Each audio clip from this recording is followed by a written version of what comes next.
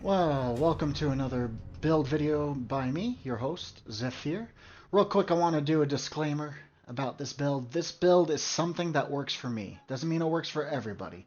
There's way better regen builds, way better damage builds, and even way better survivability builds out there. But I chose this because it has a little of everything all packaged together. To make this build, I decided to focus on Nightblade's strength, and that would be 100% crit chance from the skill Shadowy Disguise.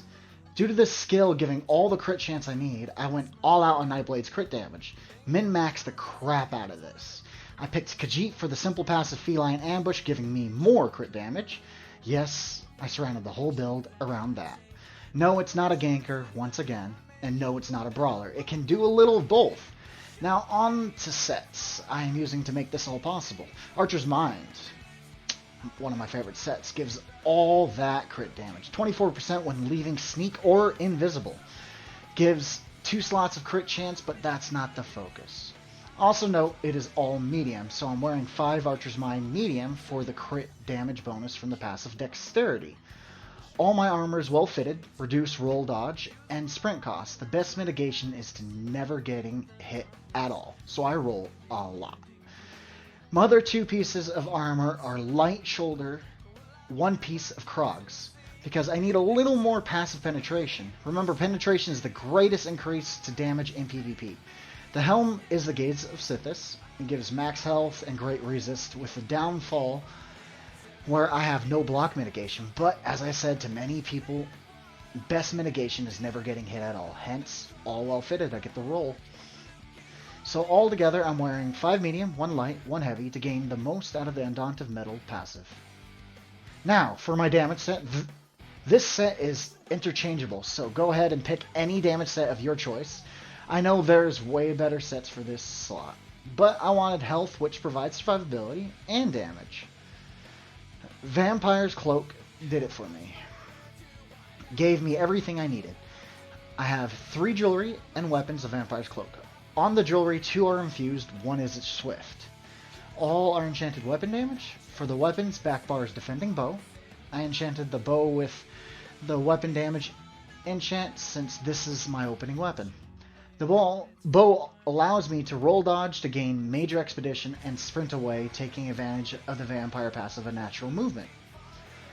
Overall, saving me magicka to turn invis. Front bar, I use the 2H axe. It's sharpened to give me more penetration, and a axe because of the 2H heavy weapons passive, giving me 12% more crit damage.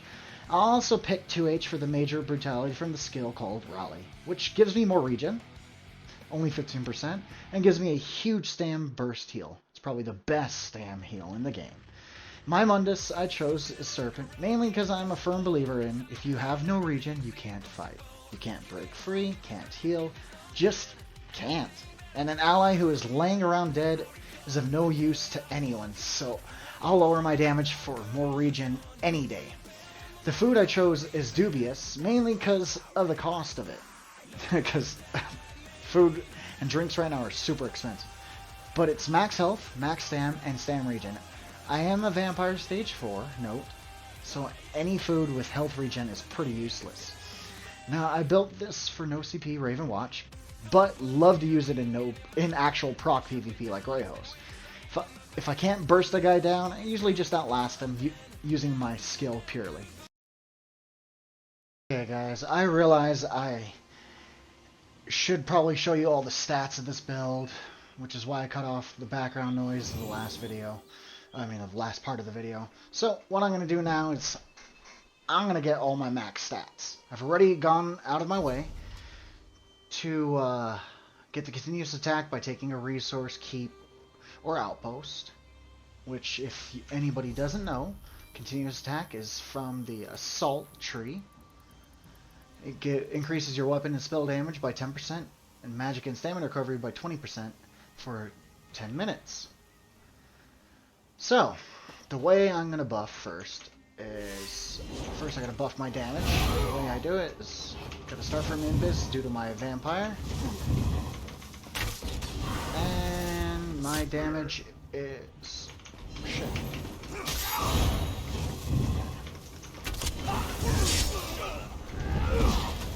Oops. That is not right. I am fucking up somewhere. There we go. 6285 is the max damage. Now, my max regen is going to be 2797 for stamina. Now, max resists is... Oh, I'm going to put vigor on. Max resist 29,894, 29,168. Max crit damage 64, but if you 64%. But if you read what crit damage says, it says the amount of additional damage your critical hits do. Critical hits do 50% increased damage and can be made more powerful with these additional bonuses up to a maximum of 125%. So, as it said, coming out of Invis due to Archer's Mind, I got 64% crit damage, but you add the 50%, so in the end, I am 114% crit damage.